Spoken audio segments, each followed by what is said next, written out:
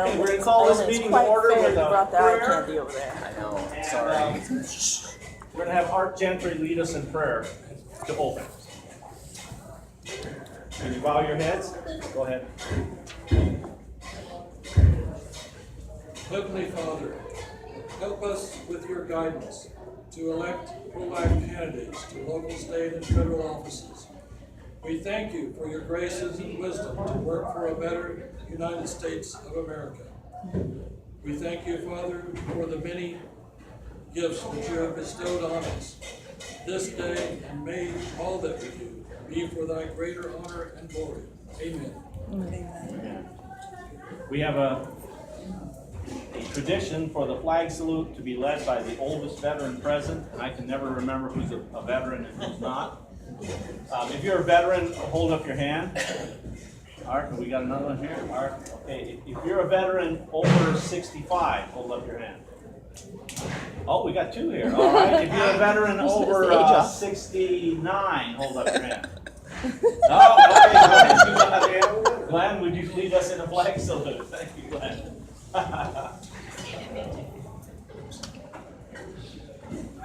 Allegiance to the flag of the United States of America and to the republic for which it stands, one nation, under God, indivisible, with liberty and justice for all.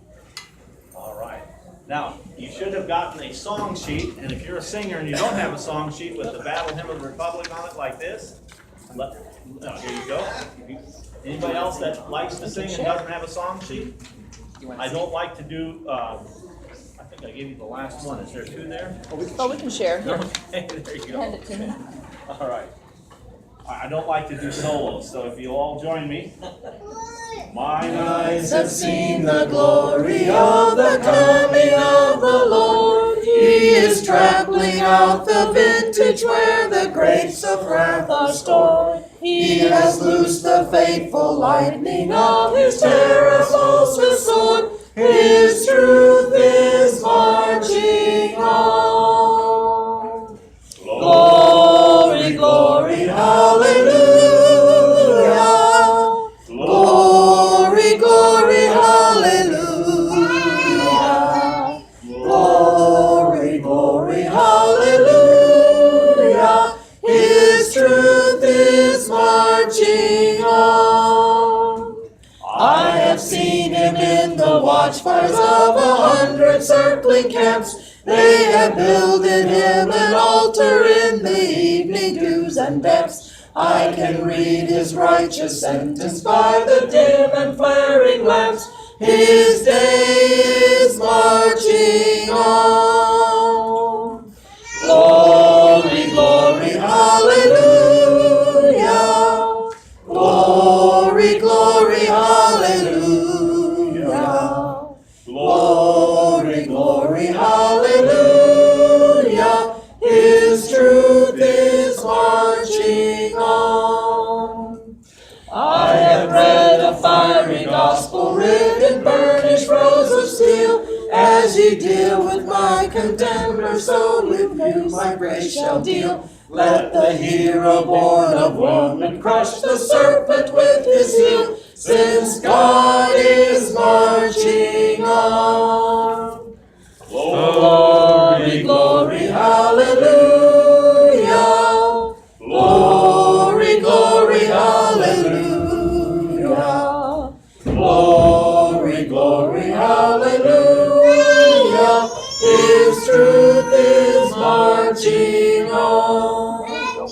He has sounded forth the trumpet that shall never call retreat. He is sifting out the hearts of men before his judgment seat. Oh, be swift, my soul, to answer him. Be tremble at my feet. Our God is marching on.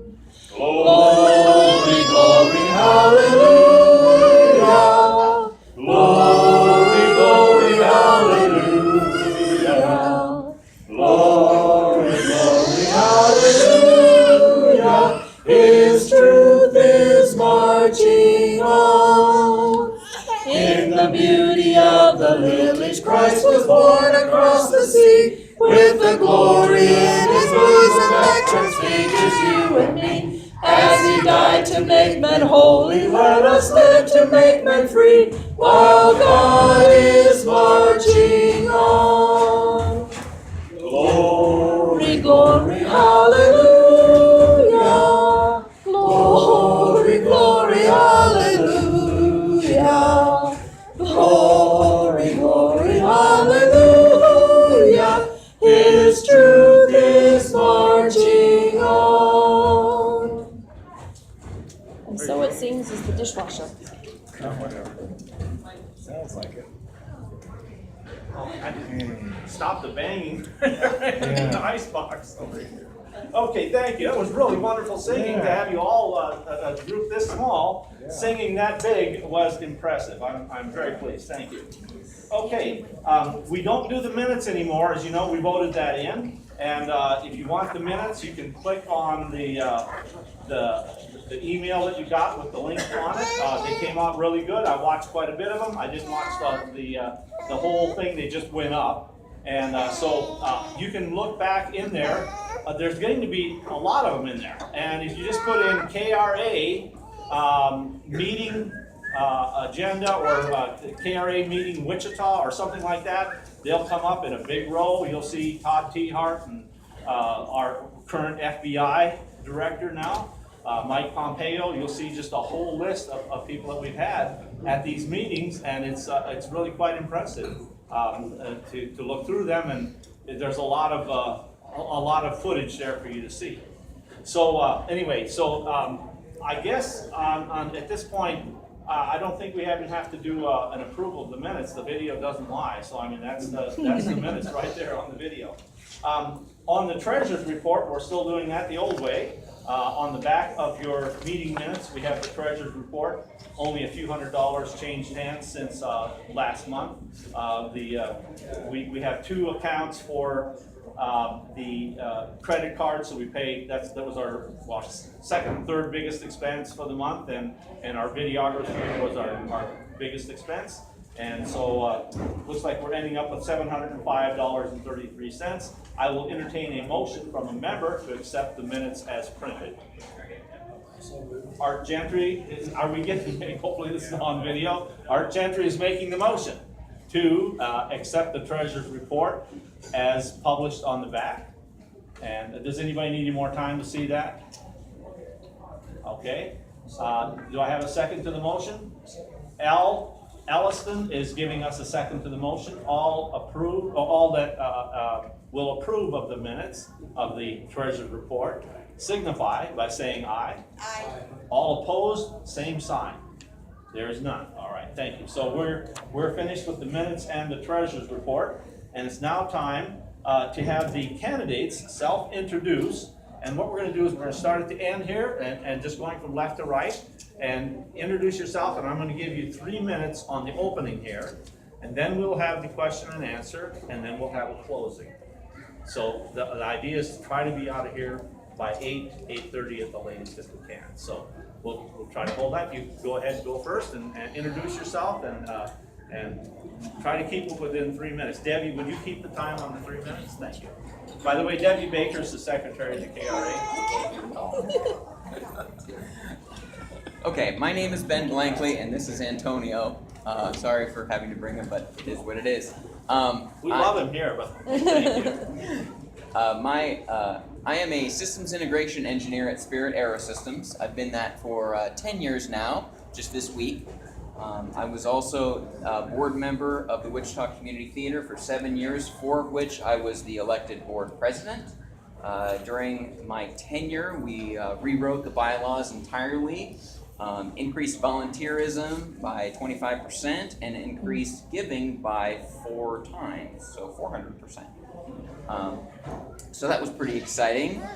So I've been in the weeds on parliamentary procedure before.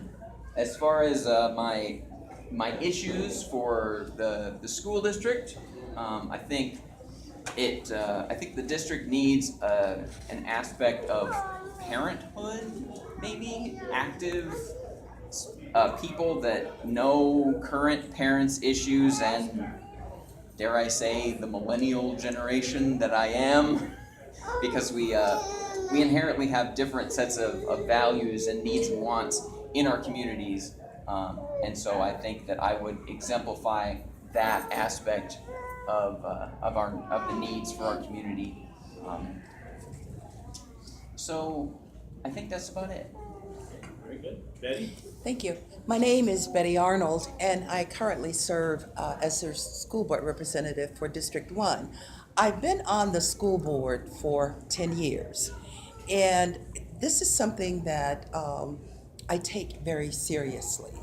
USD 259 is the fourth largest employer here in Wichita.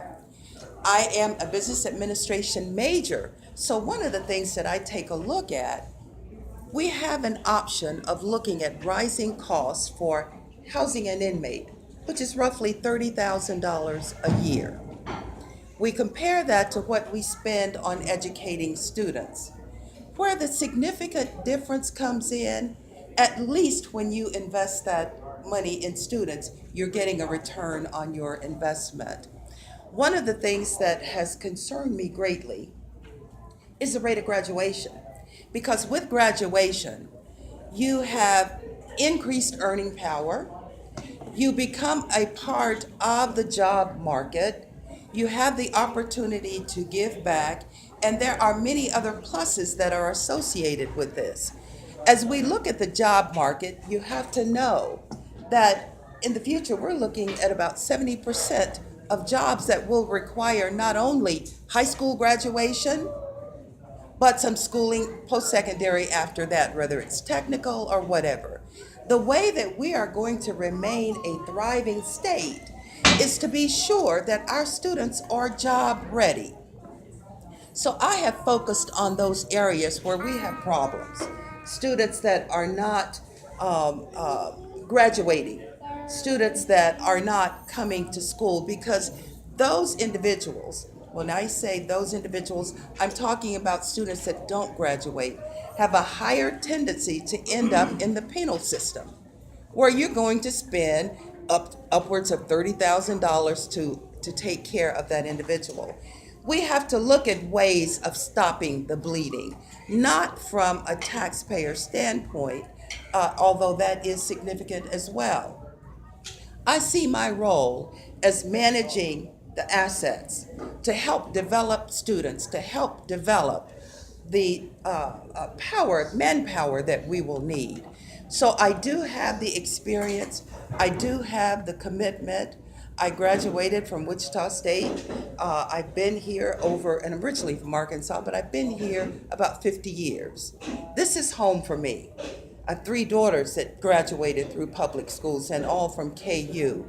I am committed to doing the best job possible that I can for District 1, and I hope to have your support. Thank you. Thank you, Betty. Trish, go ahead. Hi, my name is Trish Hileman, and I am a mother of 5 children here in the Wichita school system, ages 16 to 8, 4 boys, and the last one's a girl. And she acts like she's 30. Anyway, so 2 of my boys, my twins, my 14-year-old twins, have high-functioning autism. And so that's sort of what has driven me to be in there with hands and feet in our schools. I know that we have received from our schools because my boys have been in public school and they're not easy to educate. And so I contribute in the classroom, I contribute in our PTOs, I contribute in the places that we receive from. This has led me to contributing to my school board member and saying, Joy, you volunteer 10 to 20 hours a week and you have a business and a child and a family and a life, and how can I help you? And so she said, Trish, hook me up with parents. I've been to 4 of the schools in her district, and I've been participating in all of those PTOs. So I said, well, I know some PTO people I can hook you up with. So we meet quarterly so that she gets to talk with parents, the people who are using our school system, and she gets to speak with them and they get to speak with her. From that group came the More Recesses movement. Parents are saying, my kids are like white knuckling school. They need more time out to run so that they can take more time in. They can get more things in. So when she decided not to run, which I was personally sad about, but when she decided not to run, she asked if I would. And so here I am being obedient to that call. My husband and I decided that we could do that. He would support me in doing that, and he is supportive in my doing this. I want to see us as a district increase in our transparency. I want to see us discuss more things at the board table. I think the public can handle it. I think we need to talk about things out in the open so that we understand where our thought process is. Why are we making these decisions? They're good decisions. People don't give on the school board 10 to 20 hours a week and want bad for kids. They just don't. They want what's right for kids. And so we need to just be open and honest and brave about that. Put that out there. That's one of the things I'd like to run on. I also want this half an hour increase in the school day out next year. I just hear from parent after parent after parent that it is just destroying their home life. It is their kids are coming off the bus just wired like crazy. It's too much time for our littles. Some of the middle schools and high schools, it's not. Oh, thank you. Okay. I didn't realize Trish, I was think going you so found long. Your calling. I think you found your calling. Walter? Folks, so glad to be with you again. It's a pleasure to think about our kids. I'm so glad to see some children here. Thanks for coming. Great to see you. You know, it's about the students. It's about being able to help them grow as individuals, learn as much as possible. And as a guy that's been around education for over 40 years, I have two words I'm trying to focus on. It's employable skills. I'd like to see our kids have a chance to learn those things that will give them an opportunity to come out of high school ready to earn a living. Now, I know that's a big task for Americans because we don't do a very good job of that. We send them on to college and 50% of them fail out the first semester. They don't even make it past that first year. We have 45% of our kids that are going to community college out here in Butler or Cali that have to be remediated. And they don't have the employable skills to get a job at being more than flipping burgers or saying, all right, put fries with that basket of or whatever you got in your hand. You know, that's not right. They're sitting in those chairs for 13 years. We have great teachers. We have good schools. We're putting a lot of money into this system. And I'd like to see more courses used to actually educate the kids and give them a chance to apply math. Not just another course in algebra or college algebra or whatever. Let's see if they can do financial literacy, which this district has done, by the way. I compliment Wichita for doing that. I think we need to be able to give them a chance to get their hands dirty, all right? Do some project-based instruction. Find out what's relevant about the employment world, the adult world that they're going to go out into. Now, those decisions get made at the board table. The state board, as you know, I served on the State Board of Education for 4 years. They have a minimum of 21 credits. Those credits can be applied in a lot of different ways. It's up to the local boards to decide how to spend the money. And speaking of money, we right now in Wichita, 46% of your property taxes are going for 259. 46%. 25% goes for the city, and you got 27% for the county. So when you look at it, 259 is the biggest chunk of money we spend of the tax base. Kansas is the fourth highest in the nation in the amount of money that the state legislature appropriates from our general fund. And we just now have a new bill that was passed and signed by the governor to add another almost $290 million over the next 2 years. So there's a lot of money flowing, but we're not getting results. Only 1 in 3 kids is proficient. After 20 years of putting more and more money in, only 1 in 3. So I'll take your questions when we get around to it. Thank you for your time. Hello, my name is Ron Rosales. I'm a 10-year teacher here in Wichita. Currently, I'm teaching at Hayesville High School, and also a retired U.S. Navy veteran. And I also participated in what's called the after-school recreation program with the YMCA. I worked that for 10 years. And that was additional hours for our students at a middle school. So I used to teach at Curtis Middle School. And so the YMCA, in case you don't know, they sponsor an after-school rec program. Very successful program. A lot of people contribute to it. A lot of teachers really support it, as well as parents. My biggest concern right now, of course, along with many others, is school funding. And not so much the funding that's coming from the state, but how we are managing our money.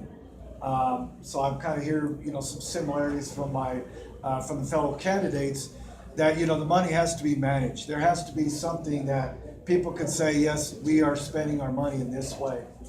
The other thing along that line is there needs to be some maybe possibly initiatives cooperating with businesses to look at boy, in particular minority male dropout rates and the lack of performance that's going on with the male minority boys in our school system. As Ms. Arnold just said, there is a lot of money being spent on prisons and incarceration. And it should be no surprise to anybody here, but a lot of those people that get incarcerated are minority boys, minority males. And so we have to look at things in a bigger picture, what that means for our schools and what it means for our community as a whole. So, and it also is not really just the minority boys. There are boys across the board that are failing in our schools right now. It could be a lack of role models. It could be a lack of parenting skills. So many things could be a factor in their lives right now. Girls, on the other hand, in case you guys don't know, girls are just, they're knocking everything out. They are finishing at the top of the classes. The last heard that there are more young women in college than there are young men. So, and that's great, but men have to be well represented, okay? And so as a district, hopefully a District 6, you're a District 6 leader, I want to not only provide a good role model to young minority males, but males as a whole. Thank you. Very good. Well, thank you for that introduction from each of you. I wish that each of you could be on the board, but we have some people running against each other here. Maybe we'll be talking about that as we go here. We're going to go ahead and open this to questions from the floor. And we'll try to give a chance for everybody to ask at least one question first before we go back to you for a second one. Please, when you ask your question, I ask that you be concise in what you're asking so that they can answer what you're asking, and try to refrain from giving your own speech or your own diatribe.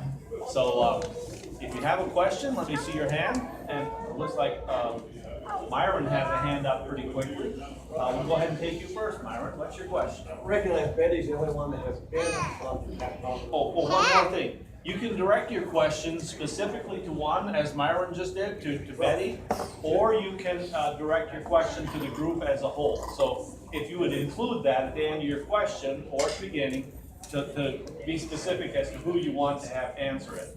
We are going to be short on time, so we're going to run out of time. So try to, if you don't have a question for everybody, then direct it to the specific person to save time.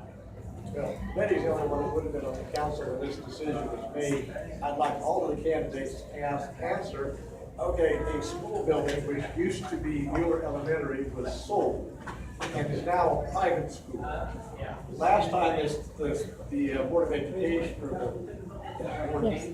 sold the building, they stipulated that it could not be used as another school. And what is your position on, if we're selling a school, should we prohibit that school building from being used as a school by someone else? Shall I start? I think he's asked, he's specified. Well, he's asked all of us. Yeah. Oh, okay, that's for everybody? Yeah, because she was there when they did it, but I'd like to know. Let's go ahead and start with Betty then. Okay. And then we'll go clockwise, okay? there's some clarity that should be made on that. Yeah. That's a standard contract. Okay, so even when we sold Mueller, that still was part of the contract. There are some guidelines that have been set up. There are some that we will enforce. In fact, we won't even consider selling a building if that's because it's in a housing residential community. If it is for a club or liquor store or those kinds of things. There are some issues, however, that the board has been pretty fluid on. So I think a lot was made of that you are refusing to sell this to a private school. If that's the case, then we would not have sold Mueller for that situation. So I think a little more emphasis was put on that than what should be. And if necessary, there are times that issues come up in our contract that honestly the board has not paid a lot of attention to. So we always have the opportunity to go back, to review, to revise. And I am not opposed to selling our buildings to existing schools. Okay, Trish, go next.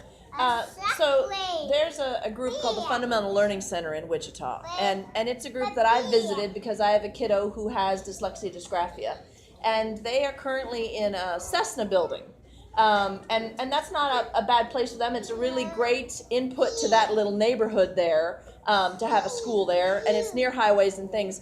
But I do believe they wanted to purchase a school building. I think that we need to offer our buildings to the highest bidder, and I agree with Betty completely that you don't want a strip club in a school building in a neighbor. I mean, that's common sense, of course, but I don't think that we've got the best thing in town. Wichita schools are the best thing. I'm proud of Wichita schools, and I think we should be proud of Wichita schools. And I think we don't need to worry about competition because we've got it. And so we should go ahead and make it to the highest bidder so that more money comes back in those coffers so that we can put it back out for those kids. Walter, you're next. Yeah, you know, this is not a one-off situation. You had Mueller, but we've got 5 different schools, as I'm not mistaken, that in fact were closed, that are sitting empty. Except now, we put in the bond issue a lot of money to upgrade those before they were mothballed. If you think about it, there are a couple $1 million put into Emerson and Black and Lincoln and Mueller. All of those schools had our tax dollars used to add new AC, for example, HVAC. They had new roofs put on in some cases, and yet when you sell Mueller for $40,000 after you've put over $2 million, that doesn't quite add up, does it? Now we've got over here at Waco and 13th, a property that was Dillon's store, maybe you recall. That property was bought, I think, by the school district for about $2 million. I think that's the figure that John Allison told me. It's still sitting there. There's no classes in it. North High needs to have vocational ed classes there, but they're not being taught in that space, even though it was bought originally for that purpose. So I'm one of those guys who wants to follow the money. I'd like to be able to make sure tax dollars are getting their full money's worth, that we don't restrict the use of a building. It's obviously built for classes. If there's a group of people that can financially afford it and start a school and put kids in there and teach them, so much better. I'd like to see that happen. That doesn't take anything away from the quality schools we have in Wichita. It does say, though, that that's going to be the best use for that building. Ron? Yeah, if the issue is, who gets the property, then yes, I agree that that needs to be scrutinized, needs to be analyzed, so that way we get the best buyers possible. But if it's going to be a money issue, then yeah, we also need to look at that and really just see, what should we be getting for our top dollar in those buildings. Some of those are in really good locations. I've seen some right off the hillside. I think it was Sunnyside Elementary did a very good job with that. But yeah, there are some areas like right there on the old Dillon store that's part of North High. We're not sure. I'm new to it. I would love to find out more information about it. But if it's just a matter of selling it to the best person, yeah, I think that's something definitely, I could go along with and make wise decisions. Thank you, Ron. Ben? So restricted conditions of sale seem to be a big problem here in Wichita. It's negotiations between private entities, but it affects the public. So what happens in the case of like an old Dillon's or an old Quick Trip, because my labor union bought an old Quick Trip, they put conditions of sale on it for things like, we can't sell hot coffee, even though we bought the Quick Trip building and we're using it for a union hall. And like the Dillon store that's empty, the Walmart neighborhood market that's right near my house is now empty, but those can't be grocery stores. So philosophically, I'm against restricted conditions of sale. In addition, I'm about the biggest proponent of public schools that you can imagine, and I really don't like private schools being able to buy our publicly funded buildings at fire sale prices. I figure if they're gonna do it, they can pony up the money and build a new building. That's just how I stand. And in fairness to Betty, my source of information is the Wichita Eagle, which we know the quality. So it's not, as Mark Twain said, if you don't read the newspaper, you're uninformed. If you do read the paper, you're missing. Okay, well that completes that question. Michaela, we'll take your question next. Well, thank you so much, and my apologies for being tardy to a school board meeting. Oh my. I did actually thank you all for hitting on some things that were top of mind for me, each of you that I had the opportunity to see on them. So what I'd like to do is ask this good question that I kind of feel touches on all of them in an overarching way, even though I really want to get down into the nitty-gritty stuff into these. But I moved to Wichita with my family from Rhode Island, and I have 3 daughters, 2 of which are in accelerated and gifted programs and the IB program at East. And so I am very lucky to be surrounded by parents that are like-minded and that are, really focused on their children and wanting to work. But we all know that we would love to provide that information to all parents. We don't, however, get that. As a school board member, what would you do to continue to improve the community outreach and involvement? I've been to school board meetings. I have to say that I was very frustrated on many of an occasion being there. Matter of fact, I left a couple of times and not proud of myself for doing it, but not really thrilled with what I was experiencing while there. And having been at other locations where I've seen it work differently. So how do we get the community involved? Because I do think we have good schools. I think we have passionate teachers. I think we have the opportunity to make it work here, but I don't see there seems to be a disconnect from as far as I am concerned. Can you put that into a real concise question? So how do you increase community involvement? Okay, how would you increase community involvement? And Trish, I'm gonna go with you first, and we'll go clockwise again. Sure. Well, one of the ways that we need to do that is to get out into the community with messaging. We've got social media, we've got our websites, and the district has a great website that has a lot of school board information out there. But that it takes personal relationships, right? That it takes somebody getting out into neighborhood organizations, into the communities, we're all divided into districts, and as Ben said a little while ago, that's 25,000 doors in each district. They're not small, but we can get into the places where people do their stuff and just inspire. Hey guys, we need you in our schools. We need people to make copies. If you're not a great math tutor, that's okay. You can make a copy like the best of them. We just need to inspire people to get in. We also need to get with those families of kids who are struggling. And social workers do this to a degree. I think we need to bring back summer school. You're getting C's and D's. You're heaven forsakes, you're getting F's. Let's take some of that Title I funding that we're really pooling into just certain schools right now, and let's put it to the kids and reach down to the families and say, come to this meeting. Let's make a plan for Johnny. I need you to show up, and if you don't show up to the school, I'm coming to your house. So, we need to get one-on-one with people. It's all about relationship, always has been, always will be. Walter? Well, I have been a PTA president at one point in my life, and my kids and I had opportunity to really enjoy working with the classroom teachers in a way that supported them. They're the ones in charge of that classroom. But if you involve parents, allow them to come into the building and participate in the classroom instruction, there are a lot of things that can be done. Sometimes reading to a child, sometimes preparing materials to be handed out to the children. A lot of things that parents can do as volunteers to help and support those classroom teachers. So that's at the building level.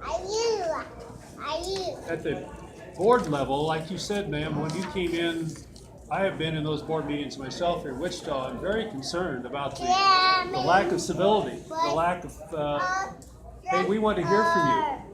It seems like there's more interest in cutting off the clock at the end of 3 minutes than there is of saying, what's really on your mind? Can we really share some ideas? So I'd like to see more transparency. I'd like to see more respect for our parents and our teachers. When I served on the state board, I found many times teachers would come to me and they would talk. I had big ears, I listened, but they would not give me their last name and wouldn't tell me their school. They were afraid of being fired. They did not want to have their principal come and call them into the office because they spoke to me as a state board member.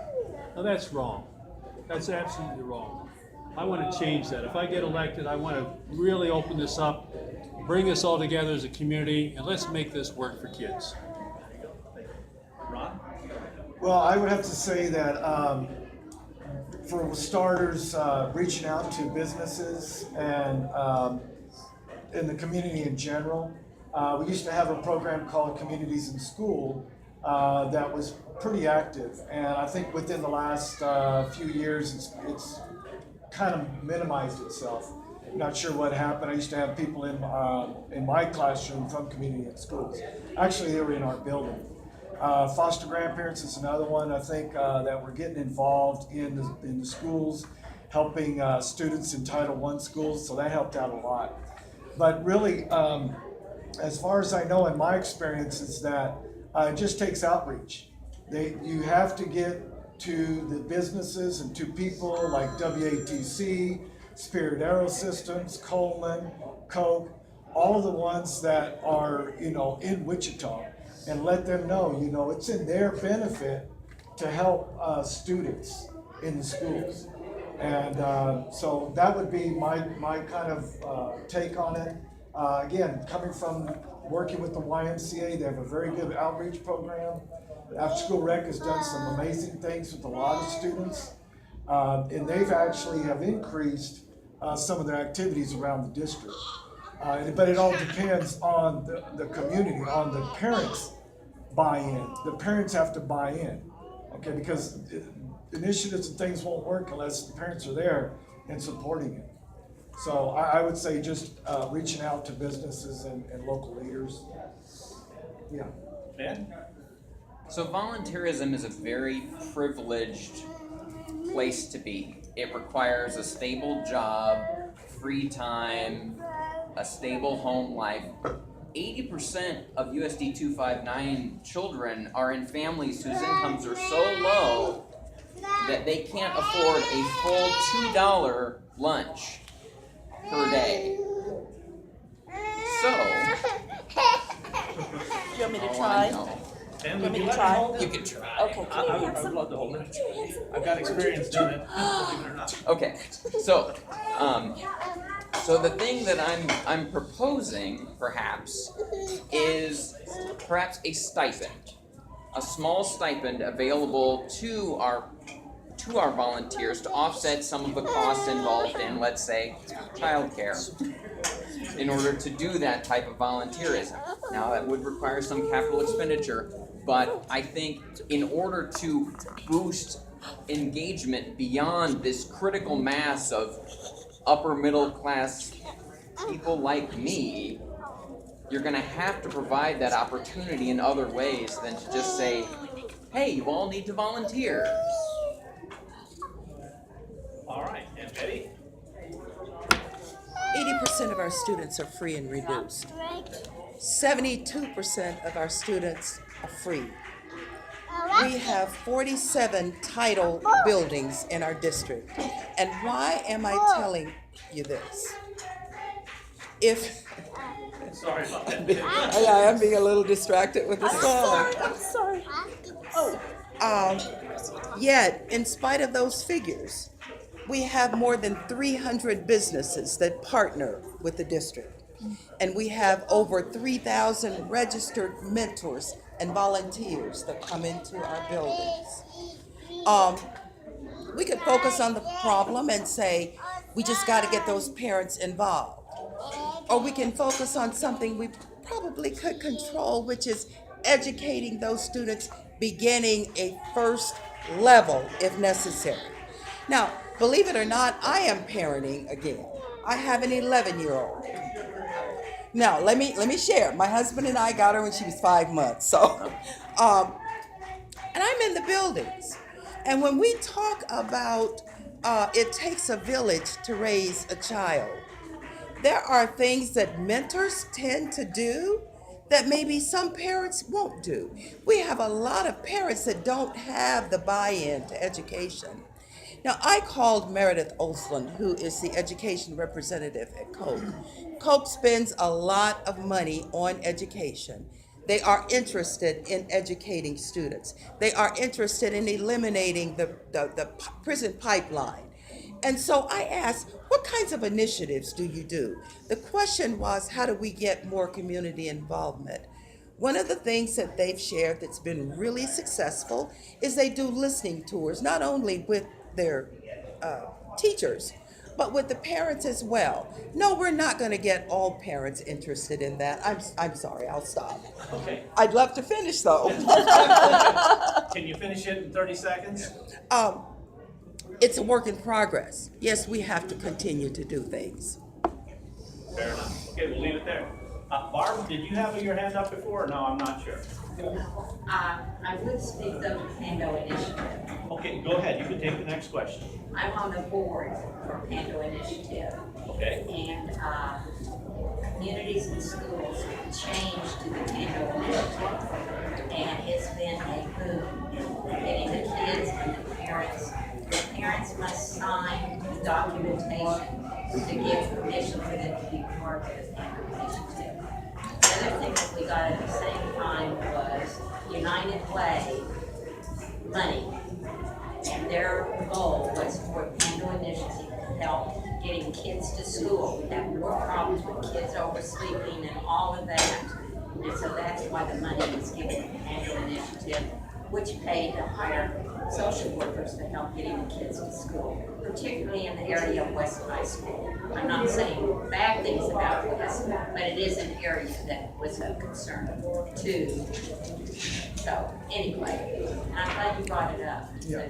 Could I say one last? Do you want to put that into a question, or do you just want to comment on it?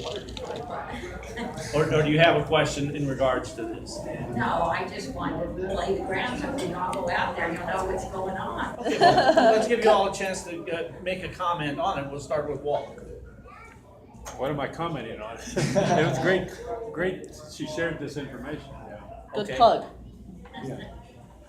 I would ask, Barbara is a great friend of mine. Actually, I've known her for years, and she and my mother used to teach together. What I would say to you, hang on just a second. That program is excellent, the community and schools, and it's been funded at the state level as well. You're getting some extra funds.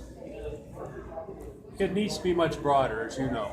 There needs to be a lot more involvement at every school. We have site councils. At the high school, for example, I've been to some of those site councils. You may have 1,400 students and 3 parents will show up for a site council meeting. And that happens over and over.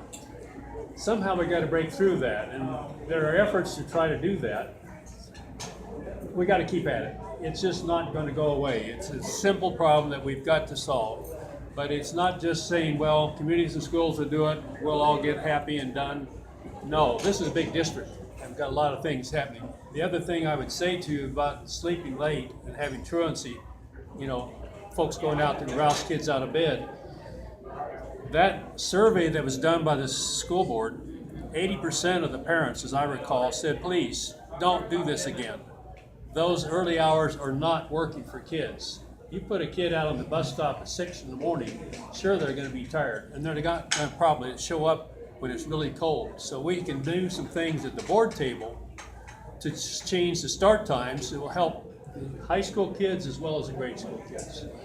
Now, Ron wants to make a comment, okay. so we'll just make this as if Okay. it were a question, but make Okay. a comment. So Ron, you're next. One of the programs I left out, or initiatives, was, or still is, as far as I know, is Gear Up. And if you haven't heard of it, you might want to look it up, Gear and then Up. And it's sponsored by Wichita State University, and they, what they have been doing is following classes. Now, this is not a across-the-board district implementation, but they're focusing on a certain group of students, and they're following these students. They're doing a great job at it.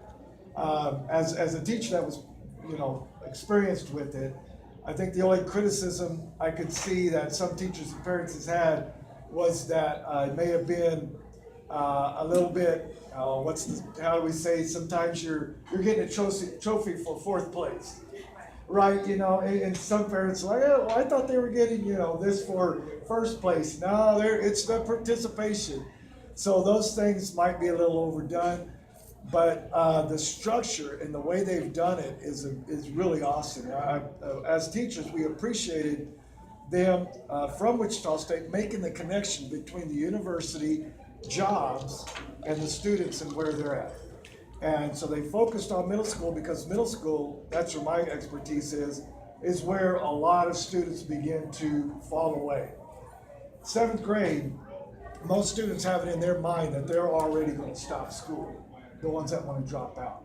So that is where the intervention needs to be. That's where some of the community involvement really needs to happen in that age group. Okay. Ben, did you want to make a comment? Sure, I'll touch on the United Way portion that you mentioned. So historically, United Way's source of funding is payroll deduction from large employers, and over the years that has fallen off significantly. In fact, the United Way of the Plains had to cut, I think, $1 million this year because they didn't quite reach the $3 million that they were planning on. So as part of what I do at Spirit as an elected union official, is I help push the message out to the workforce, hey everybody, this is important and this is why.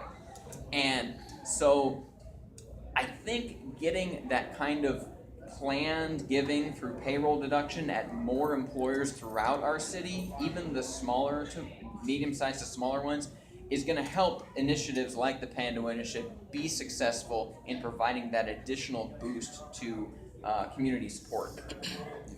Thank you, Ben. Betty, I'm anxious to hear what you have to say. Well, there are a couple of things I really want to address, which is kind of unique, but still to something you asked.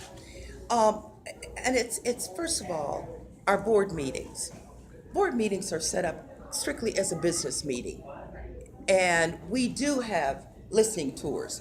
We do set up things where we go out and we talk with the public. But the board meeting, we follow an agenda, and that's pretty much dictated by legislature. We have an agenda. It is the responsibility of each board member to come to the board table prepared. So if there's something we're going to vote on, we have questions, we have to research that prior to, so that we can execute the people's business in a board meeting that's concise. That might be the part that's really kind of confusing. And as far as the schedule, the half hour, that was done temporarily. We set out and said we have to find areas to keep our doors open without laying off employees. If by changing that time, we saved $3 million. We were looking for money. We've been cut by $98 million. We had to find those savings. And yes, sometimes it creates a hardship. But we pulled together. We did not have to lay off individuals, and we were able to keep our doors open. The idea was that as long as we were not funded adequately, that's why the bus schedule was there. Yes, it's an inconvenience. Every board member hated that. But the idea was to try and save jobs and cut where we could. So those were just the two things I wanted to touch on. So thank you. And the Pando Initiative, I've the manager at my pool in College Hill works for the Pando Initiative, and so I've learned a little bit about that. It's trying to get kids to it's trying to solve those community issues and make sure that kids are getting to graduation, make sure that kids are getting through the process, and we're solving those community issues. So that's Pando, P-A-N-D. Is that local or national? I don't. It's local. Okay. We used to be with communities and schools in the state, Okay. but then we came up with our own and we're the Handle. No. I just wanted to make sure I looked it up. It's good to get information out. That's what these are about. The listening tours that I would love to be participating in one of those. But the half an hour, Betty talked about that half an hour, and I agree with her. I was talking with Joy 2 years ago when they were talking about this $98 million cut. We talked about 2 degrees higher on the thermostat. We were like, you know what? This really stinks, but we got to do it. 2 degrees isn't going to be much, and half an hour, it's going to stink, but it's not going to be much. And then we got there into that school year, and guess what? It was much. It was much.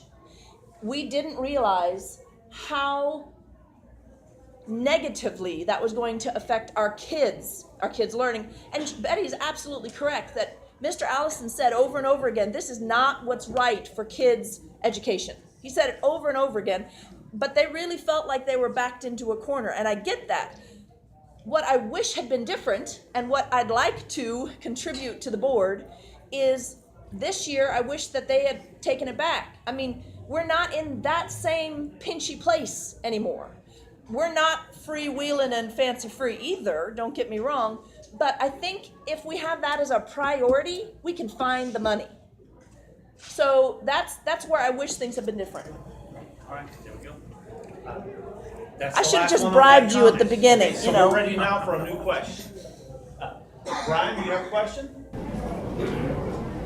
What will you do to decrease spending, and if so, by what means? Okay, that's a very straightforward question. What will you do to decrease spending and by what means? And we're going to start with Ron. Well, I would probably say that as hopefully a new board member, I want to bring a new perspective to what's going on the board. What might be spending to me might be something different to another person. So I really want to just kind of analyze and see what's going on first. And there's a lot of things, I'm sure. As an experienced teacher, I know there are things like within a building. It could be as simple as what Trish said. The thermostats, okay? Could be an air condition. Could be a room that's empty and the air condition is on. Well, why is that? Okay? Paper. Could be as simple as paper. How much paper is there? What's the budget for that? There's a lot of things that teachers see that a lot of people don't see that are going on in a classroom that can have a second look. And just question and say, why is it this way? Food's another one, okay? There might be a budget, so the budget is so much for food. There's a lot of students, in case you guys don't remember, cafeteria food isn't the greatest, right? And so, in school cafeteria. But so some of those things get wasted. They get wasted. And, there's some things that maybe some people, might overlook. And my opinion is the school board is very, they've tried, and they've done whatever they need to do. But as somebody that's new and a teacher who's in the classroom and looking at things a little bit differently, I think I could bring a different perspective. Ben? So, I'm a nerd. I'm a techie guy. I like gadgets. I like things that blink. But the science, if you look at it, shows that what really affects a child's education the most is individual one-on-one mentoring and teaching with an individual person that's knowledgeable about that area. So there was a board agenda that was a couple board meetings ago that had an $856,000 new Oracle server and a $1.5 million service contract. Now that was for the business side of things. It was financial. It was a 5-year-old server, and IRS depreciates computing assets after 5 years. It makes sense. It was time to get a new mainframe. Okay? However, I talked with my tech fellows. They hate Oracle. Everybody hates Oracle. Pretty much, I mean, I guess if you're like a really hardcore capitalist and you're really like, people should be able to go out and get as much money as they can.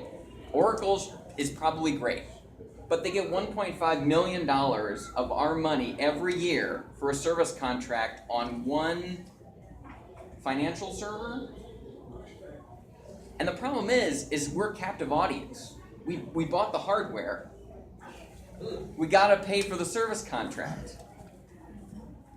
And so, unfortunately, the board members are not experts at this. They have to rely on the staff.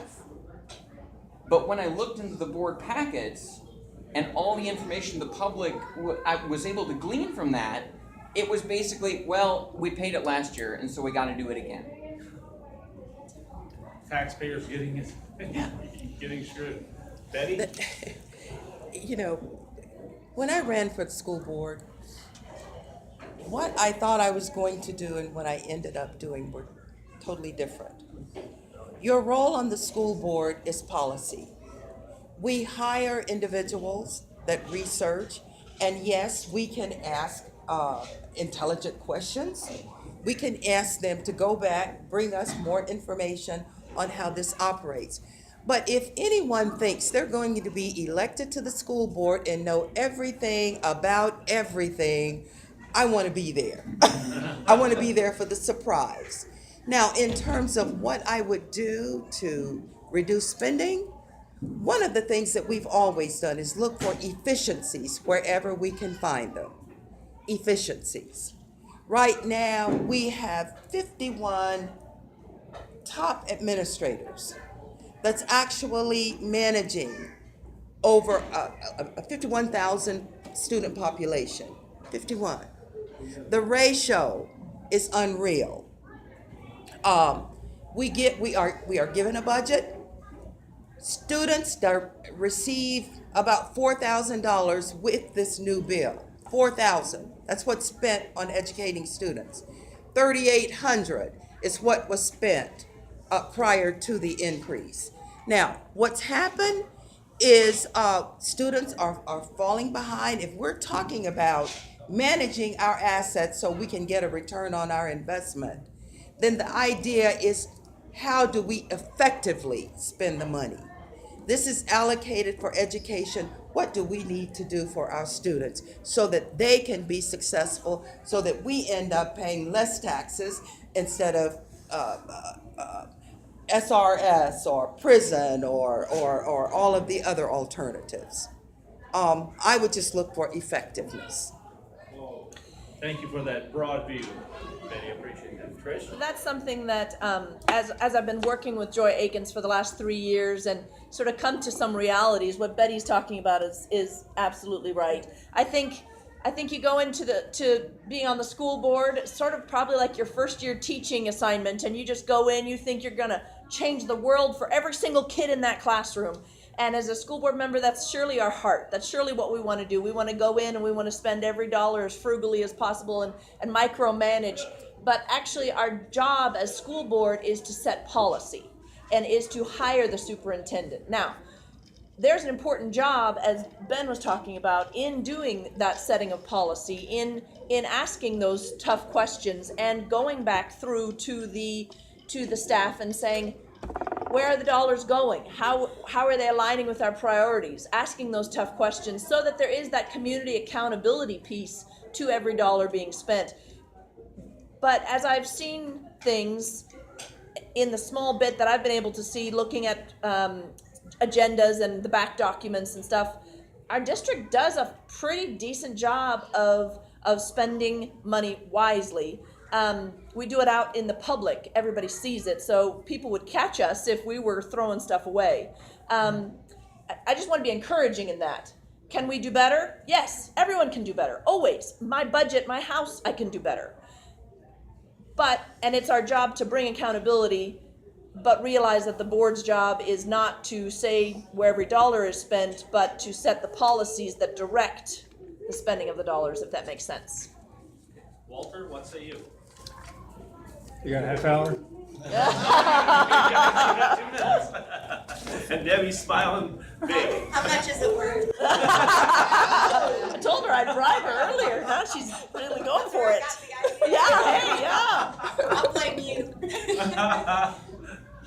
You know, I've been trying to follow the money since the 1970s when I studied school finance at Michigan State University. I've been budget planning director for a 6-state federal project. We had 125 schools providing services to kids in 6 states. It's not easy. But if you don't stay focused, you lose track of where the dollars are going. And your question is one of the best I've heard in a long time. How do we control the costs or even bring it down rather than continuing to sue the state for more and more and more?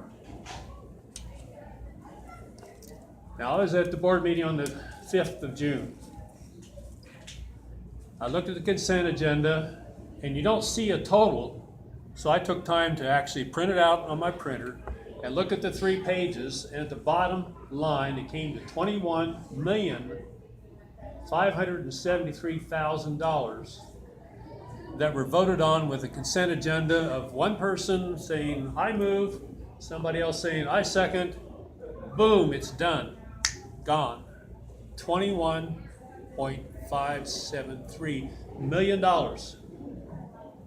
in one board meeting. I looked at those figures there, and they're 200,000, 500,000, 700,000, 7.5 million. Not 7.5743. It was all rounded off with zeros, zeros, zeros at the end. Is this the way we run a business? Are these open-ended contracts where everybody can say, well, here's my figure, you just take it or leave it? The rest of the question is, are we going out for bid? I don't know the answer to that question. We are. How do we get those figures and you put them on a sheet of paper and then you come up with the board and say, oh, we're all supposed to just consent because we want to move on to the next board item? I have real concerns, and I'd like to be able to serve you in a way to actually look for the ways to bring down the costs and make sure the money gets to the classroom where the teachers need it and the kids deserve it. Okay. We have time for about 2 more questions. Go ahead, Jennifer. All right. So I have a question, but first off, we have 12 children. I have raised 6 of them. One was in the Marine Corps for 4 years. He worked for NASA. He's finishing up at Wichita State his degree in aerospace engineering. My other son is in Japan. He's a journalist in the Navy. He's studying nuclear engineering. My daughter, she does captioning for the hearing impaired. And all of our kids so far are doing okay. Now our children are no longer in school. I took them out. We've been teaching them now for years. And one of them just got a scholarship to collegiate because I could have never afforded to send her. But I have one child that is not mine, but she spends a lot of time with us, and she goes to the public schools in Wichita, and I pretty much raised her. My concerns are, she stayed with us for part of last year. Sorry. and she was top of her class, but she can't read very well. I sat down with her every night that she was with me, and somehow they budgeted out a program where the school district of Wichita came all the way to Derby to pick her up every day to take her to school. I don't know how her mother did that, but she did because she wanted her with us. Jennifer, what's your question? I mean, you've got a big oxymoron here. Top of her class and can't read is an oxymoron, so. She can't read very well, right? I went to the schools. I sat there for hours and days. I don't understand how we spend all this money to pay our taxes, and the programs are not helping them. What can you do to help the children learn better, especially this particular child, very low concern from parents, and very, we're taking care of her instead of the parents. And what can be done from the school board's perspective without the state coming in and saying, this is how you should do it? For each individual child, what can you do to help those kids? The after-school programs weren't being utilized, none of that. What can you guys do as a school board to help those kids? So that is your specific question, and keep in mind we have an oxymoron here. It scares me when somebody says top of the class and can't read in the same sentence. There's something wrong here. So, okay, now we're going to start. It's back at me. We can start with Ben this time. Okay, Go sure. ahead. So, like any public institution, the school board and the school district can't be all things for all people, unfortunately. So what we have to do is we have to maintain a base standard of performance and growth for every student that enters through those doors, regardless of their circumstances. And I know some kids will slip through the cracks, and it's unfortunate, but it is a reality.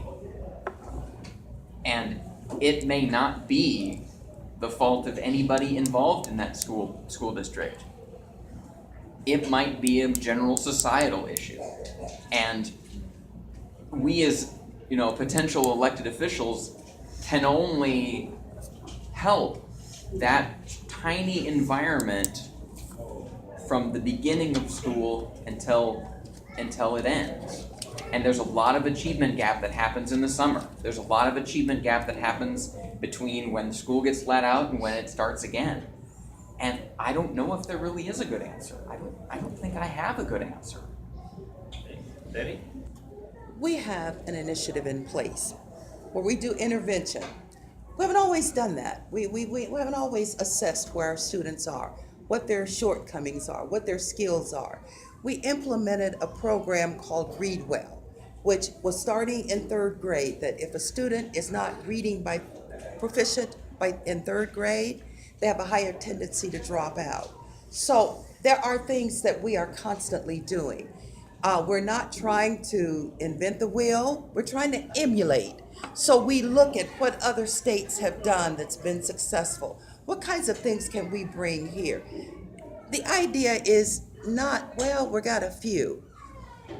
Our vision said all students. We want all students to be successful. It's a moving target, but we're constantly working. There are great things despite the eagle that's going on in Wichita Public Schools. I was talking with Coke's representative. They are going to begin to engage in a partnership with us, bring to the table some of the things that they found in other states has been successful. We have to hear from people. We have to understand that it's our role, it's our calling, it's our commitment to make sure that all students have an opportunity for a quality education and then to provide it. But why do you reward, or why do they reward or make it appear as though she's doing so well? When in all honesty, her teachers know. I talked with her teachers. Now, I don't know from a specific question, and that's what you're asking me, because sometimes there are variables I don't know about. I can talk about from an overview. And we have Ames Web in place where we're identifying where the students are, where their shortcomings are. What can we do to improve? As an example, on a fraction, we kind of figured out Okay, what is it that they're misreading into that? How can we impart the learning? How can we create an environment where they love learning? And I'm sorry, your time, I can talk to you about it, but yeah, there are lots of things we are trying to do, and we'll continue to try and be successful. Trish? I sort of have to agree with Ben in that, unfortunately, a school board's role would not be to get into the classroom with your child, with your kiddo, as much as a mom I'd want to. And I have done that as a mom, advocated for other kids who need to come up and IEPs and helped parents along that process, which is the perspective I want to bring to this board. It's not the board's job to get into this situation, but what the board can do that I think will affect this situation is to lead with, and I think it does this to a great degree, and I think we can do better, to lead with integrity, to lead with inspiration, to feed back to our teachers that they are the people who are affecting change for every single student there, to respect them enough to untie their hands. The bell-to-bell curriculum, they are told what to do with every minute of their day, and their behaviors have when we have done this, okay? So we need to look at some of the data that goes with this and just make sure that we're digging into what's causing this stuff. Is it maybe that we're taking our rock stars and we're tying their hands and saying you can't teach the way you want to, or that your gut tells you need to with this class because you've got to do 60 minutes uninterrupted math, even though right here I want to do some history because that math just touched on this history spark and we're going to go with it. Yes. So, and I also know that there are teachers in our classrooms who need that structure because they're not rock stars yet. So they need that structure. And I think we need to have trust our administration to know the difference, to be able to identify a rock star and to let them fly, and to be able to identify those people who need those supports, just like our kids need those supports, some of our teachers need those supports, so that they can become stronger teachers and become the rock stars we want them to be. One of the things that we can do is inspire. That's right, that's why I take her. Very good. Thank you, and thank you for being in the community. Walter? I think of this as a three-legged stool. You've got the parent, you got the kid, and the teacher. And all three have to work together as a team for any child to learn. Take one of those out of the equation, it's almost impossible. The teachers can work with the child. If the parent's not supporting that teacher, if the kid's not bringing their class materials into the room, they're not prepared and doing their homework, they're not going to learn very much. But the other side of the coin is the social promotion of kids from one grade to another. And this is where the board comes in. I have seen over the years a progression of saying, well, gee, Johnny, at least you participated. At least you turned in an assignment occasionally. So we're going to promote you from 3rd to 4th grade, whether you can read or do your math or not. And then it's from 5th to 6th and 7th to 8th. By the time they graduate, they can't even fill out a job application. I've talked to bankers, and they're saying, I'm getting loan applications. I can't even read the thing. They can't even get the figures down, let alone write out what they want to use the money for. That's wrong. We haven't done the kid any service. We haven't done society any service. The employers, no one's benefiting from social promotion. We've got to tell each other the truth. We've got to start dealing with facts and not cloud this saying, well, we're just wonderful people all the time, everything's wonderful. Guys, that's true a lot of times. But with only 1 in 3 kids proficient on the NAEP scores, the NAC, the ACT, the SAT, those are nationally normed tests, and only 1 in 3 American kids, not just Wichita or Kansas, but America. 1 in 3 is proficient enough at grade level in math and reading. We've got to do better. Thank you. Ron? Well, as was mentioned before, the school board is all about policy. But I would say, and I would hope that the school board and the union, the teachers could work together to, further analyze things like the Ames Web, other testing data that we could use to look and see, what's going on with students. Those of you that might not know, some of the reading data is split up into 4 different ways. You have a child who reads fast but doesn't know what they're reading. You have a child who reads fast but does know what they're reading.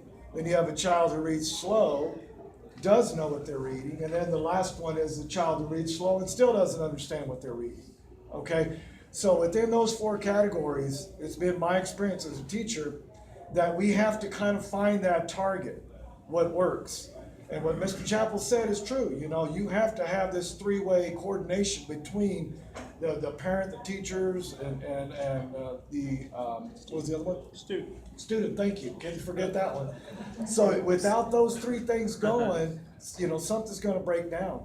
And so, and the other thing I've experienced is that within the home, some of those things are not being reinforced because what do our kids do? I see it all the time. They're doing this. Is this teaching them how to read or teaching them how to write? Probably not. So as a societal thing, as somebody else mentioned, you know, our young people are addicted to this stuff. And so we're putting teachers in a very, very awkward situation. You know, we're telling them, okay, we have this on the society on one hand, but you need to teach them and you need to make sure they're going to read well. So it's very difficult. And, you know, like I was saying earlier, minority students, especially males, all the time, all the data, you go on the KSDE and all the data, they're always at the bottom. A lot of them, especially for reading, because in my opinion, it's just not being reinforced. Okay. Well, thank you. Let's give these board members, you have a question yet, Debbie? All right, well, it's gonna have to be really quick because we are really out of time. It's gonna cut into their closing statement time. So, how about this? Let her give her a question. Yeah, let's take Debbie's question, and when you close out your question, we're gonna still hold you to your 2 minutes. Kind of make your closing statement with it, okay? Go ahead, Debbie. I believe Betty mentioned that we're spending $4,000 per student in each classroom. Is that right? Is that what you said? Direct spend on them. Is that does that include federal dollars, state dollars, local dollars? Does that $4,000? Is that all inclusive? Because I don't think it is. No. What I said, 4,000. That's what we spend directly. Now, if we start. Who spends that? The district. Let me finish. It'll make sense if you let me finish. I want to know the total dollar amount for each student spent. Do you know that? You can't hear? Well, no, I was going to ask, are you still going to teach cursive? Because I'm hearing it said that the old people are the only ones that's going to know how to write, and it's going to be I understand there's more questions here, but We can talk to you later. Yeah, here's the thing. Okay, she wants to know about if you're going to teach cursive. That would be a school board policy. I just want to clarify the total dollars that go to each student in the classroom.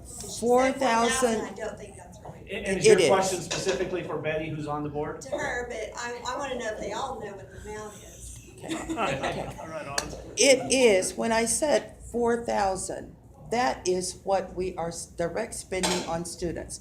When we start adding in administrative costs, everything else, we come up to $13,500 that we spend per student. That's right. Does anybody do you need everybody to But answer that? only 4,000 goes to the student. It's- The rest is administrative. Well, and buildings and, you know, I mean, it pays for electricity and buildings and everything else that it takes to run a school district, right? And that's arbitrary where you'd cut that off, what do you define? So. Thank you. Oh, yes. Yes. It's not a question, but it's something I've been involved with both schools, and they have what I consider extreme needs. That's Little Early Childhood Center and Chisholm Life Skill Center.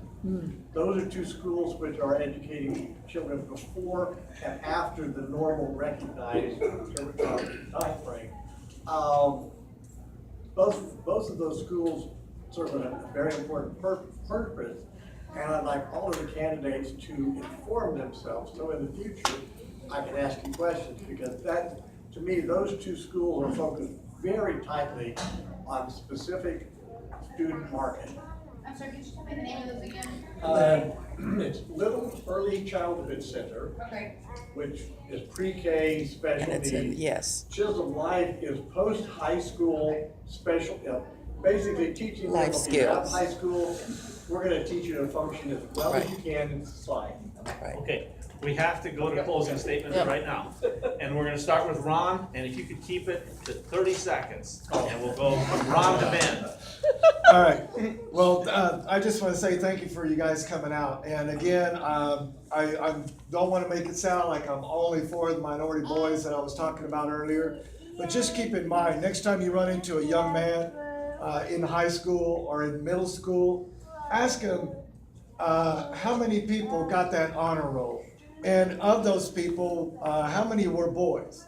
And you can look it up on probably any school website. I guarantee you that you will see a disproportionate number of males being represented in those type of awards. Well, guys, you know, it's important, again, to follow the money. You asked the question, Debbie. That $4,060 in the current bill is, quote, base state aid. The figure that Betty referred to, 13.5, that's state average. We have some districts spending $27,000 a kid, others $7,800 a kid. Large districts. And what I'm concerned about is we have got to start telling the truth to each other and our taxpayers about what it's cost us to educate kids. A lot of that money needs to get back to the classroom. As a board member, I'll do my best to make sure that happens. Thank you. Trish? November 7th. November 7th. City Council, School Board, vote Trish Hileman. That's my job, right? But regardless if you vote Trish Hileman or not, get out and vote. Because we need voices, and not only that, drag your neighbor. Bring your friends, November 7th.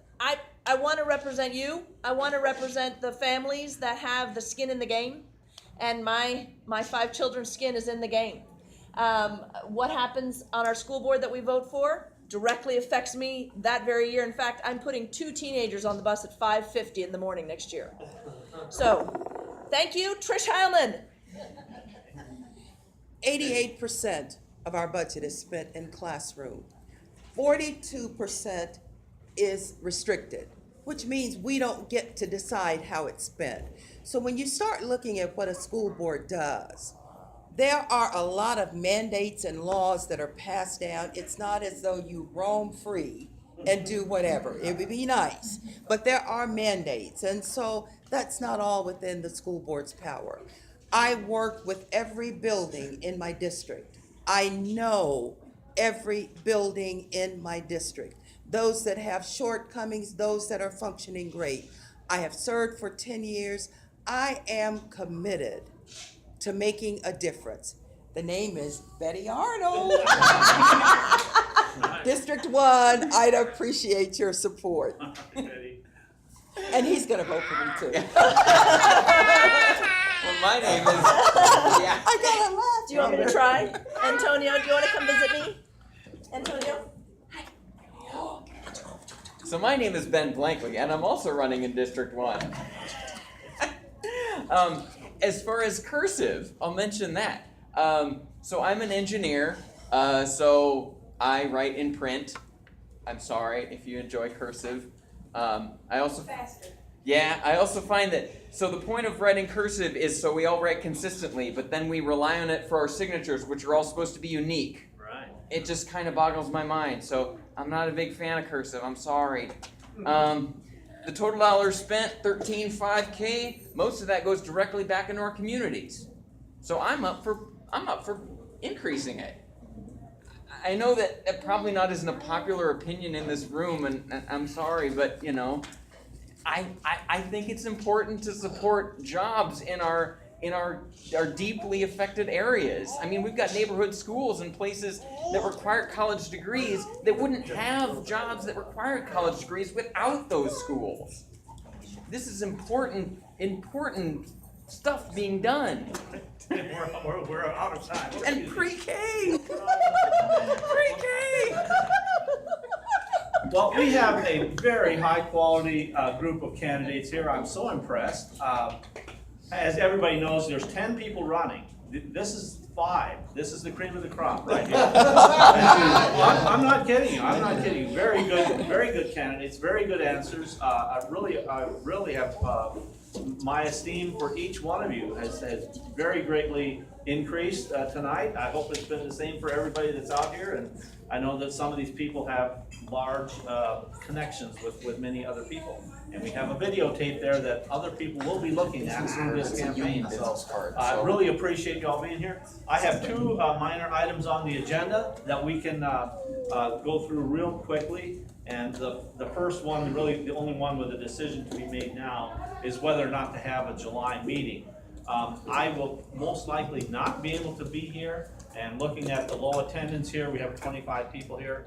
I am going to encourage us to not have a July meeting. We almost never do, and then we have August and September, October, November. You know, we won't have a November meeting. We don't meet November and December because of Thanksgiving and Christmas. So we're meeting basically 10 months is the maximum that we could meet. So anyway, let's put it this way. Does anybody have an objection if we do not have a July meeting? Do I see Well, I any? would just say that is just a couple of weeks before the primary election, and there could possibly be a reason for us to do. Well, the point is, we've already had city council candidates, primary and general. We've had all of them. And we've already had now the school board. They've all had an opportunity to be here. So I think that we've covered it, and I think we should afford to not have, and before we jump into the governor's race, but that's for way ahead, so, you know. Here's a clarifying point. None of the school board candidates actually have a primary. Right. Right. We're all going directly to the general. That's true. Because school There's boards only we- one. Only District 1 City Council has a primary August 1st. Are you guys? City council. Two of us in We're District both, 1. but And since it's District 2 nonpartisan- has 3, but they still don't go to a primary. You have to have 4 to kick it into a Because primary. it's nonpartisan. Yeah, nonpartisan. And we have 3 in District 6. Ron and I are running, but there's one other as well, but there's no primary. I think we can do without a July meeting. Any objection now, Debbie? No, good No? point. Okay, all right, so Is that important? then I'm gonna jump right down over to item G on the agenda. And then as far as item H, I'll be sending out letters, and we're gonna talk about this. This is a long-term thing. We had a very upsetting thing happen in the Kansas legislature with the veto of the governor's position on taxation. It was just shocking to me. I did not think that would happen. Making the announcements real quickly, the Pachyderm Club meets on Fridays, that's tomorrow, 9th floor of the Ruffin Building. I see a couple of new people here. If you have never been to the Pachyderm, I used to be president of the club, one of the people that started the club.